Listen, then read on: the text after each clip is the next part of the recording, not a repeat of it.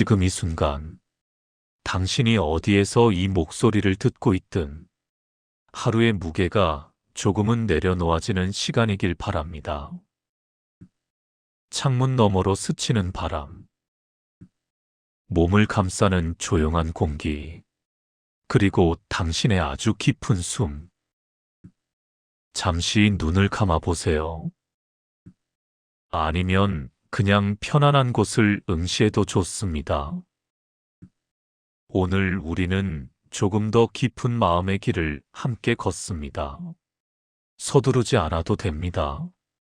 정답을 찾으려 하지 않아도 됩니다. 그냥 듣고 있는 것만으로도 당신의 마음은 이미 조금씩 고요를 향해 가고 있으니까요.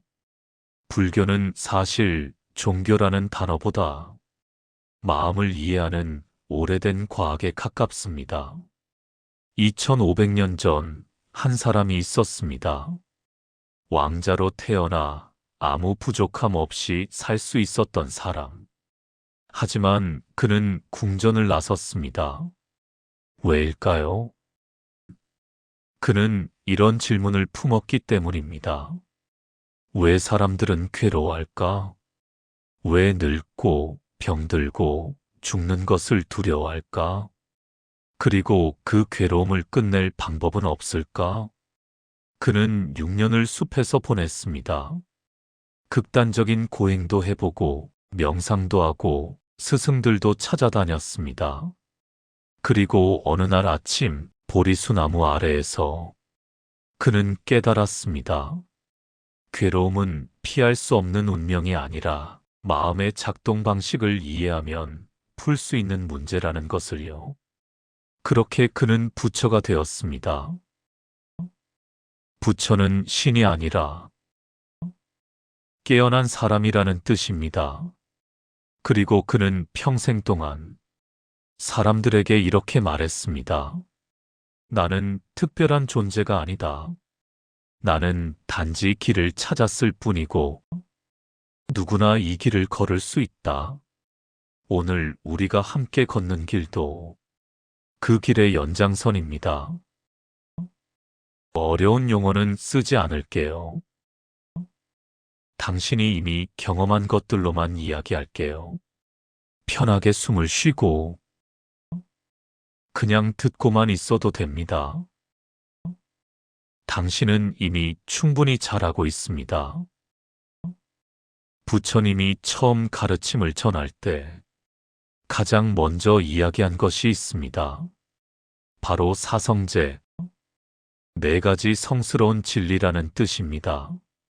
하지만 성스럽다는 말에 주눅들 필요 없어요. 이건 그냥 핵심 진리라는 뜻이니까요. 네 가지는 이렇습니다. 첫째, 괴로움이 있다. 둘째, 괴로움에는 원인이 있다. 셋째, 괴로움은 끝낼 수 있다. 넷째, 괴로움을 끝내는 방법이 있다. 많은 사람들이 첫 번째만 듣고 아, 불교는 비관적이구나 라고 생각합니다. 하지만 천천히 읽어보세요. 부처님은 괴로움이 있다고 말한 뒤 바로 그리고 그건 끝낼 수 있다고 말했습니다. 이건 의사가 환자에게 지금 감기가 있습니다 라고 말하는 것과 같습니다. 문제를 회피하지 않고 정확히 직시하는 것이 치유의 첫걸음이기 때문입니다. 그럼 괴로움은 정확히 뭘까요? 불교에서 말하는 괴로움은 영어로 DUKKHA 두카라고 합니다. 이 단어는 어긋나 있다, 만족스럽지 않다는 뜻도 담고 있습니다. 큰 비극만을 의미하지 않아요. 예를 들면 좋아하는 음악을 듣다가 갑자기 끊길 때의 그 불편함, 기대했던 일이 틀어졌을 때의 허탈함, 누군가의 말 한마디가 며칠씩 마음에 남을 때, 자꾸 비교하게 되고 부족하다고 느껴질 때, 좋았던 순간이 끝나는 걸 두려워할 때, 이 모든 게 두카입니다. 그리고 이 괴로움은 세상이 잔인해서가 아니라 우리가 마음을 쓰는 방식 때문에 생깁니다. 이해를 돕기 위해 하나 이야기해 볼게요. 어느 날 부처님이 제자들에게 물었습니다. 내가 화살 하나를 너희에게 쏘면 아프겠느냐? 물론입니다, 스승님. 그럼 내가 같은 자리에 두 번째 화살을 또 쏘면 어떻겠느냐? 2배로 아플 것입니다.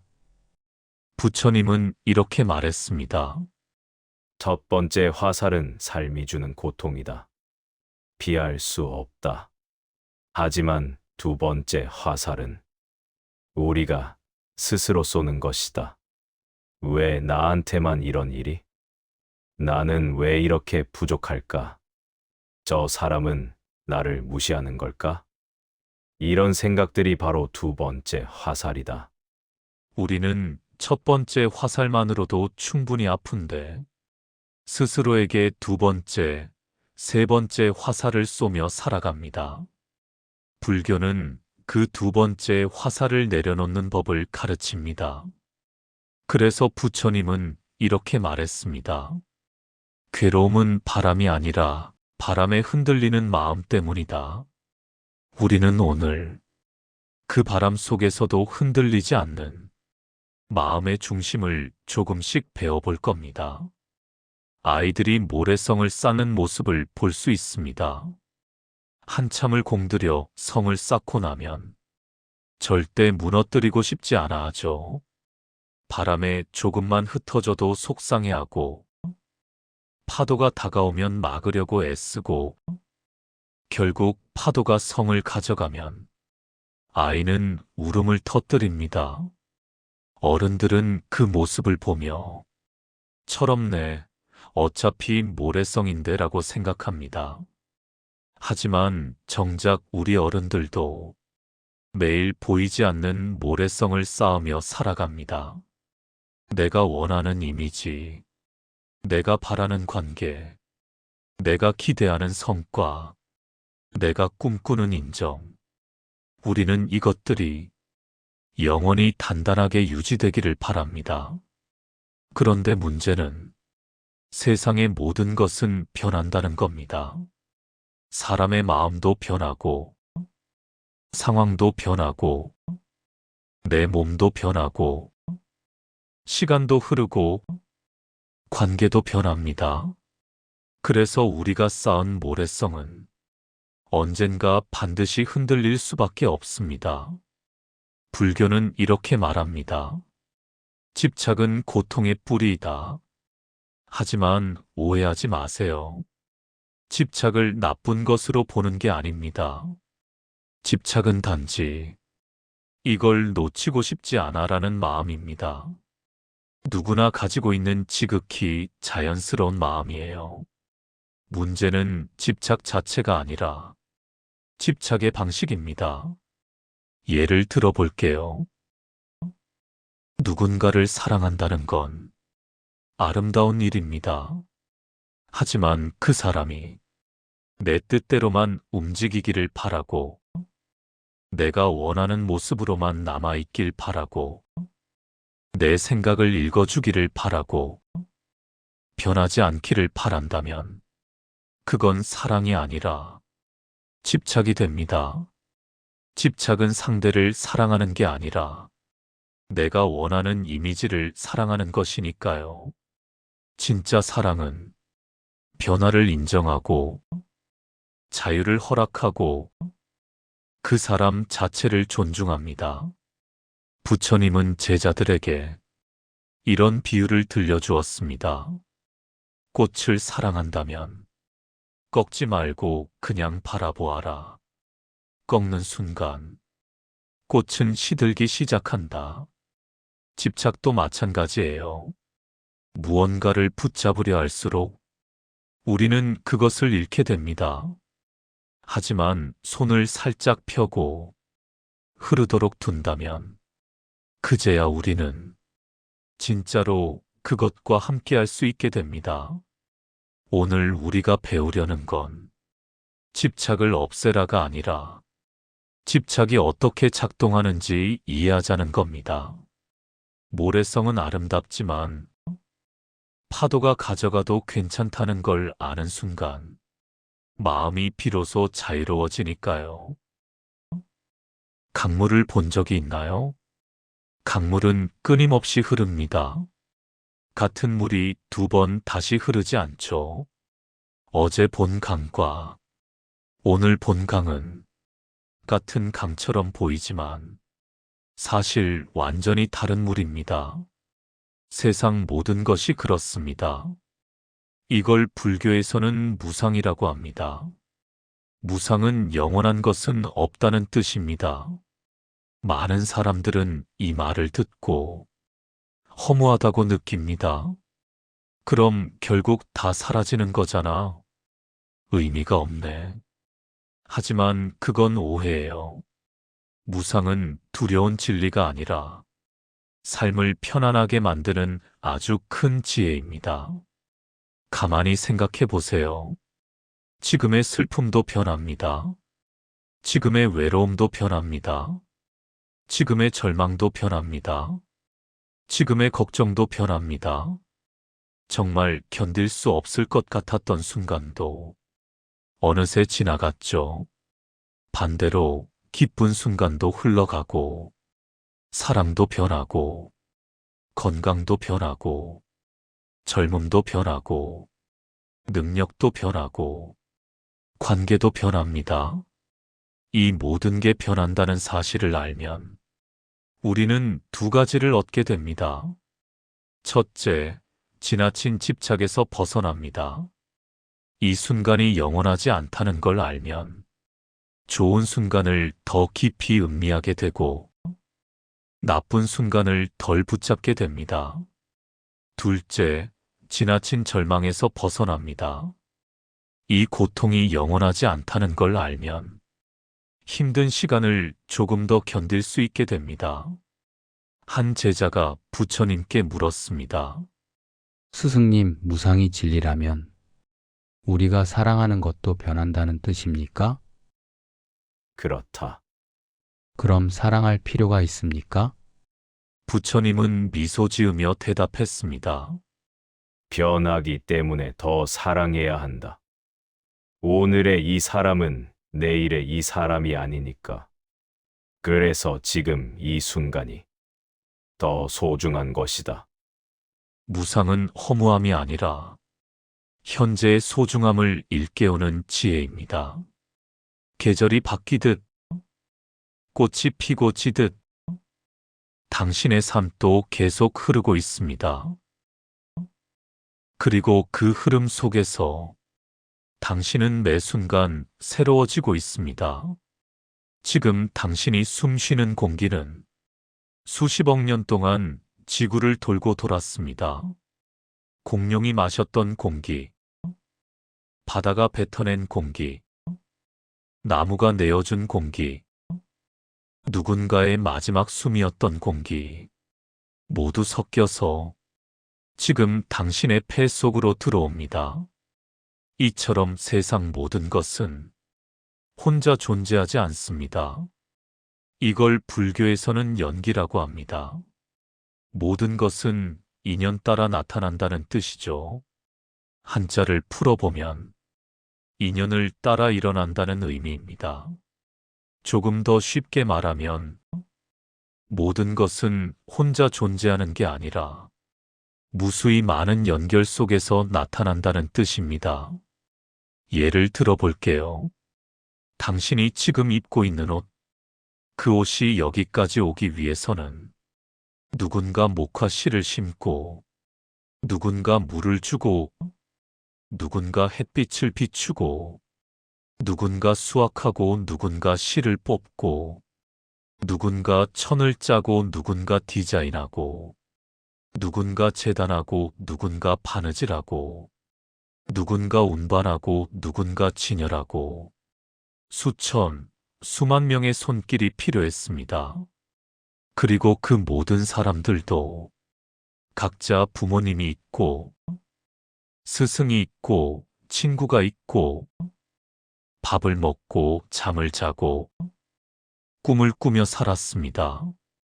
그렇게 무한히 펼쳐진 인연의 그물망 속에서 지금 이 옷이 당신의 몸에 있는 겁니다. 신기하지 않나요? 이처럼 당신이 먹는 밥 한 숟가락, 당신이 딛고 선 땅, 당신이 보는 이 글자, 심지어 당신의 생각까지도 모두 수많은 인연이 모여서 지금 이 순간 나타난 것입니다. 부처님은 이렇게 말했습니다. 이것이 있으므로 저것이 있고, 이것이 생김으로 저것이 생긴다. 연기를 깊이 이해하면 우리는 세 가지를 깨닫게 됩니다. 첫째, 나는 혼자가 아니다. 당신이 지금 살아있는 건 수많은 인연 덕분입니다. 그래서 외롭지 않습니다. 둘째, 나도 누군가의 인연이다. 당신의 존재 자체가 누군가에게는 따뜻함이고, 누군가에게는 배움이고, 누군가에게는 힘입니다. 셋째, 모든 것은 함께 존재한다. 적도 없고 남도 없습니다. 우리는 서로를 완성하며 살아갑니다.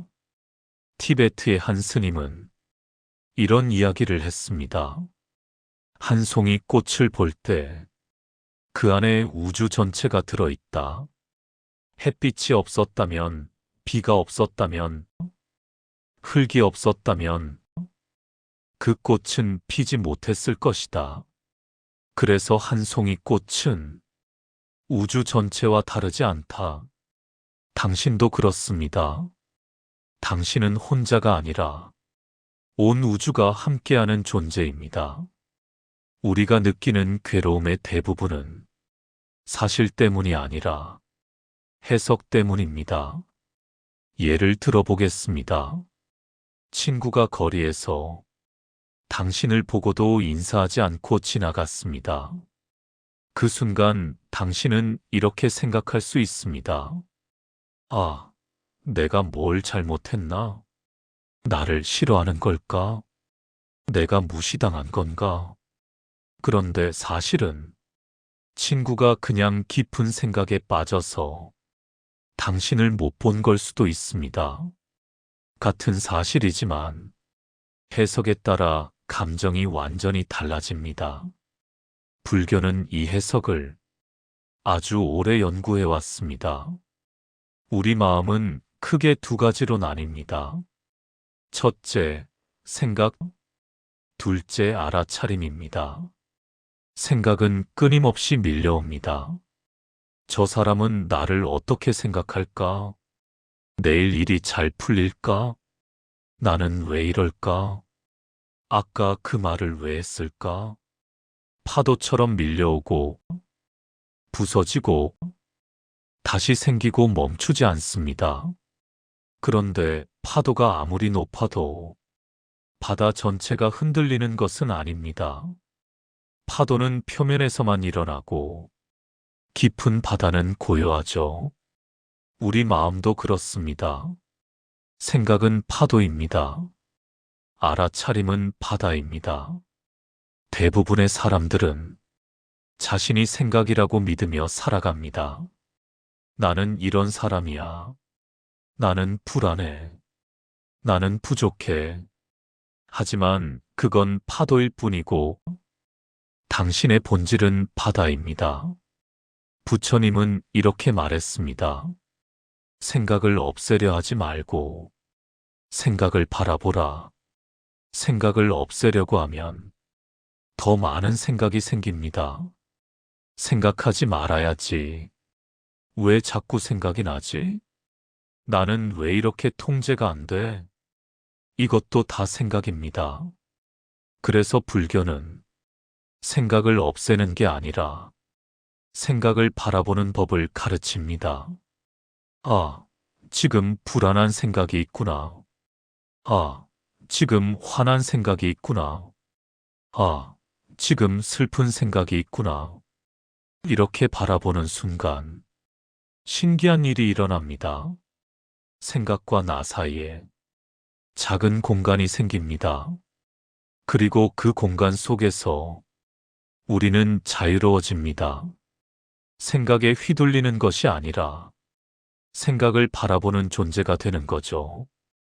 파도를 바라보는 바다처럼. 이게 바로 불교 수행의 핵심입니다. 나는 누구일까요?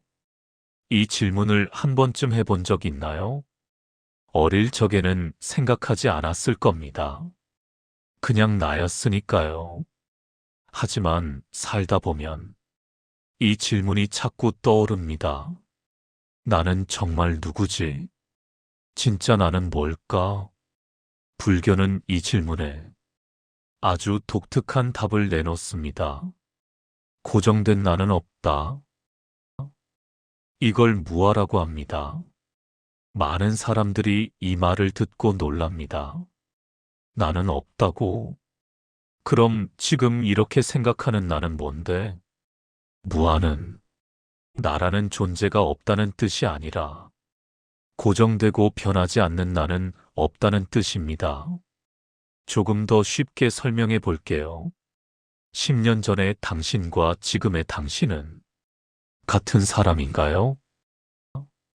몸의 세포는 대부분 바뀌었고, 생각도 많이 달라졌고, 좋아하는 것도 달라졌고, 성격도 조금 변했을 겁니다. 그럼 10년 전의 당신과 지금의 당신은 다른 사람인가요? 그것도 아니죠. 나라는 건 강물처럼 흐르는 과정입니다. 끊임없이 변하지만 연속성은 유지되죠. 우리는 보통 나는 이런 사람이야 라는 틀을 만들어 놓고 그 안에 자신을 가둡니다. 나는 소심한 사람이야. 나는 실패한 사람이야. 나는 사랑받지 못할 사람이야. 그런데 그건 과거의 어떤 순간들을 모아서 만든 이미지일 뿐입니다. 진짜 나는 지금 이 순간에도 변하고 있습니다. 무아를 이해한다는 건 나는 변할 수 있는 존재다라는 자유를 얻는 것입니다. 지금의 나가 영원한 나가 아니라면 상처받은 나도 영원하지 않습니다. 실패한 나도 영원하지 않습니다. 외로운 나도 영원하지 않습니다. 부족한 나도 영원하지 않습니다. 당신은 언제든 다시 시작할 수 있습니다. 부처님은 이렇게 말했습니다. 과거는 이미 사라졌고 미래는 아직 오지 않았으며 우리에게 있는 건 오직 지금뿐이다. 그리고 지금의 당신은 무한한 가능성을 가진 존재입니다. 무한은 우리를 작게 만드는 개념이 아니라 우리를 해방시키는 지혜입니다. 불교 수행의 핵심은 단 4글자로 요약됩니다. 지금 여기 과거는 이미 지나갔고 미래는 아직 오지 않았습니다.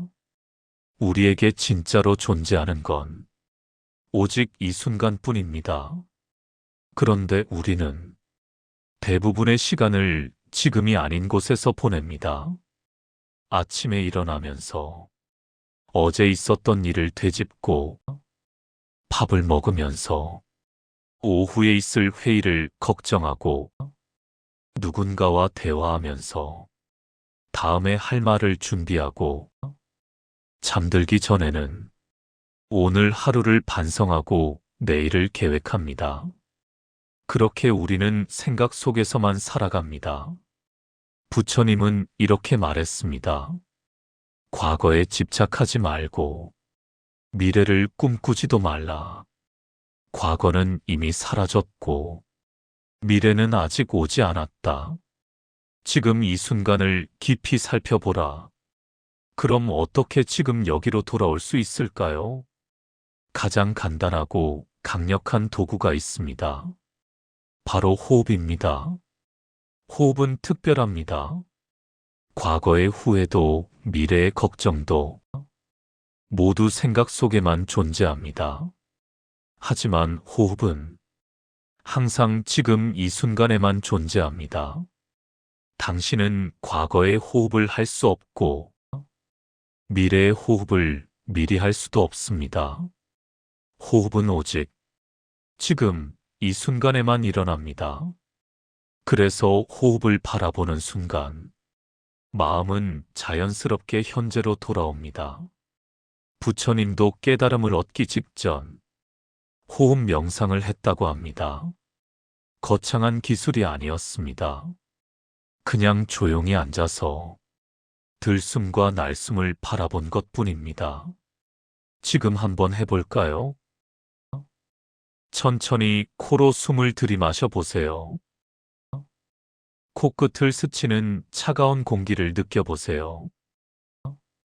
가슴이 부드럽게 올라오는 걸 느껴보세요. 배가 살짝 불러오는 걸 느껴보세요. 그리고 천천히 내쉬세요. 따뜻한 공기가 코를 빠져나가고 가슴이 내려오고 배가 들어가는 걸 느껴보세요. 이게 전부입니다. 특별한 기술도 필요 없고 특별한 자세도 필요 없습니다. 그냥 호흡을 느끼는 것. 이 단순한 행위가 우리를 지금 이 순간으로 데려옵니다. 티베트의 한 스님은 이렇게 말했습니다. 호흡은 몸과 마음을 잇는 달이다. 호흡을 바라보면 흩어진 마음이 집으로 돌아온다. 당신이 불안할 때, 당신이 혼란스러울 때, 당신이 길을 잃은 것 같을 때, 호흡으로 돌아오세요. 호흡은 언제나 당신과 함께 있고, 언제나 당신을 지금 여기로 데려옵니다. 이제 우리 함께 잠시 고요 속으로 들어가 볼까요? 억지로 할 필요는 없습니다. 편안한 마음으로 그냥 이 시간을 함께 하면 됩니다. 먼저 편안한 자세를 찾아보세요. 의자에 앉아 있다면 등을 가볍게 펴고 손은 무릎이나 허벅지 위에 편하게 올려놓으세요. 누워 있다면 팔을 몸 옆에 자연스럽게 두고 다리는 어깨 넓이로 벌려도 좋습니다. 눈은 감아도 되고 반쯤 뜨고 바닥을 응시해도 됩니다. 당신에게 편안한 방식으로 하세요. 이제 당신의 호흡을 느껴보세요.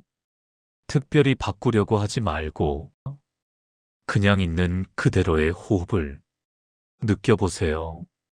빠르든 느리든 얕든 깊든 그냥 관찰하기만 하세요. 숨을 들이마실 때 코끝을 스치는 공기를 느껴보세요.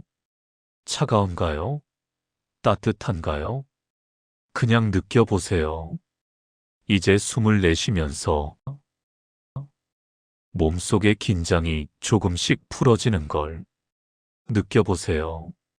어깨에 힘이 빠지고 얼굴의 표정이 부드러워지고 턱의 긴장이 사라집니다.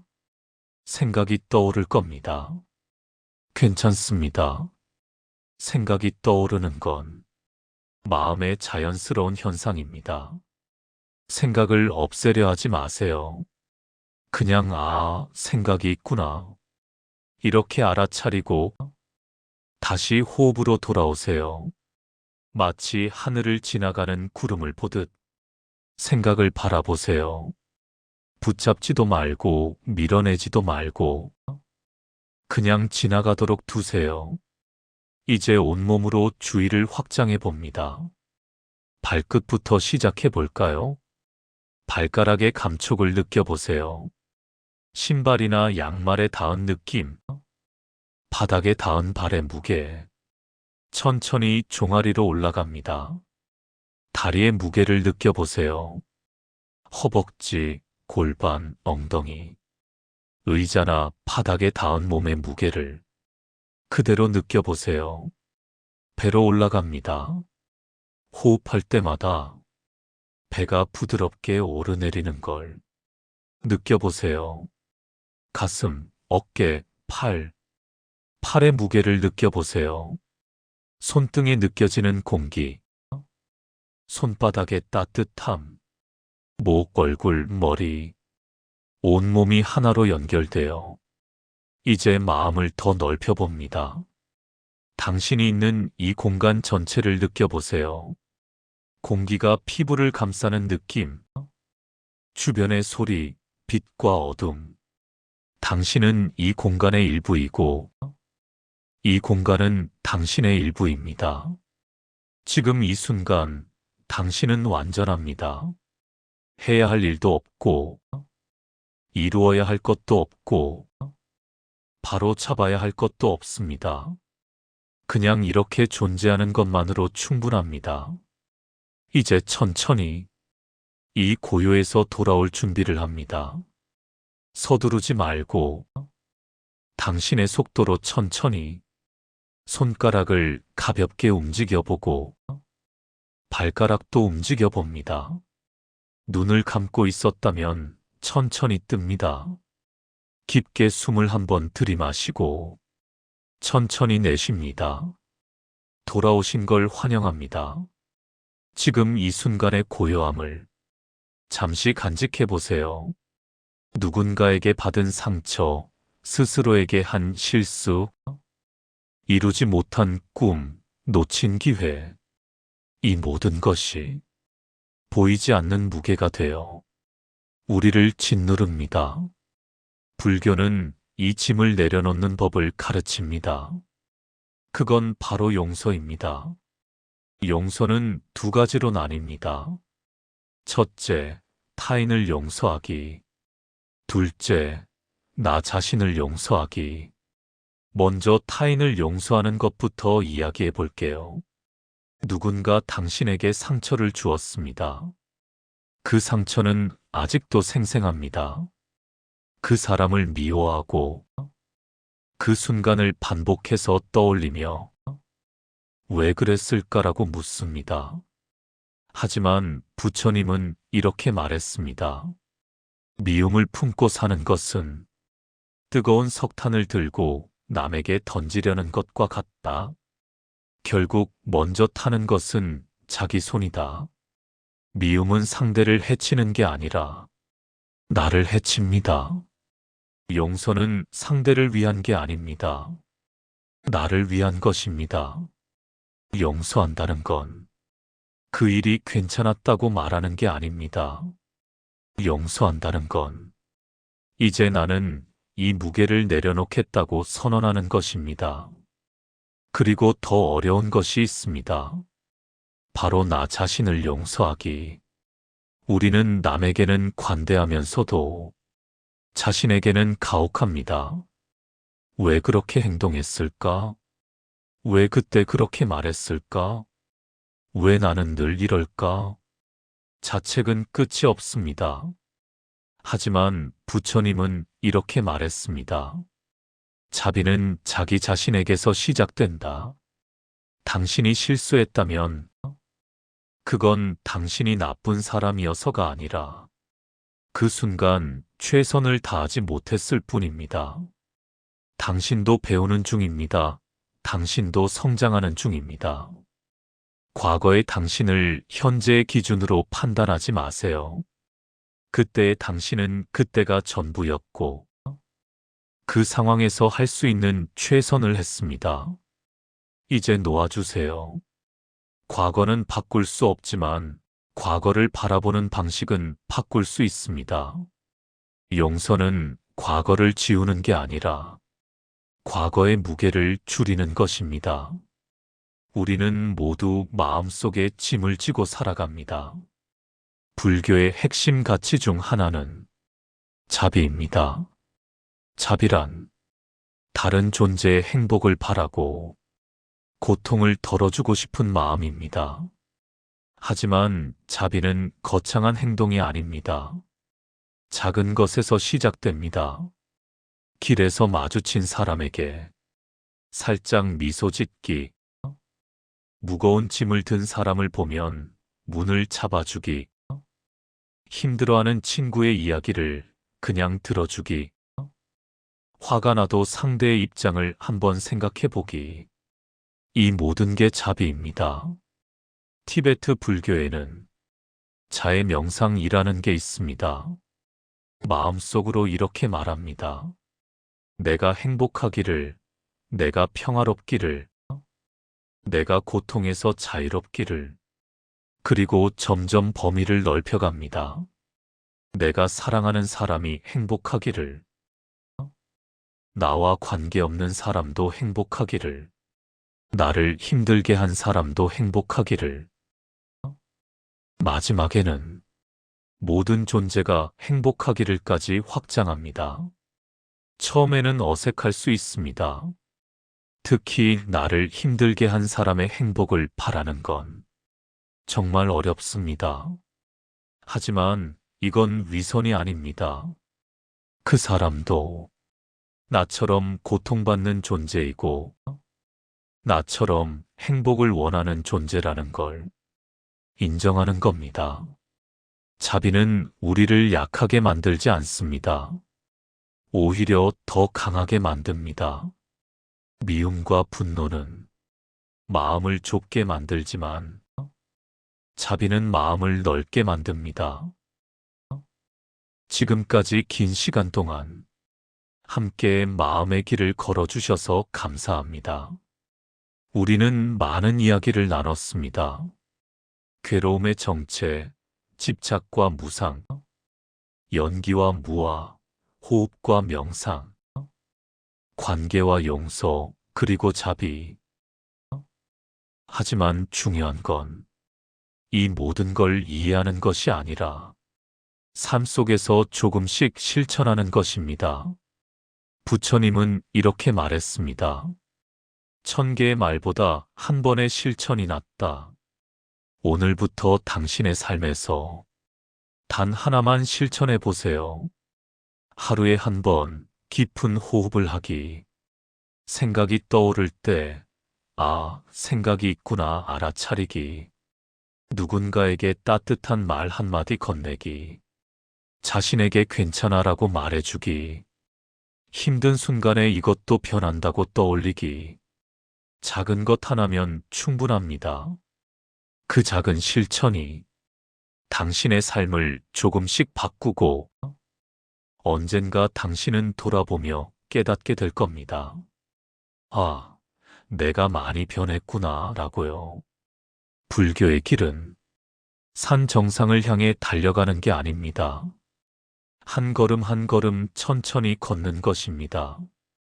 때로는 넘어지고, 때로는 길을 잃고, 때로는 지쳐서 쉬기도 하지만 괜찮습니다.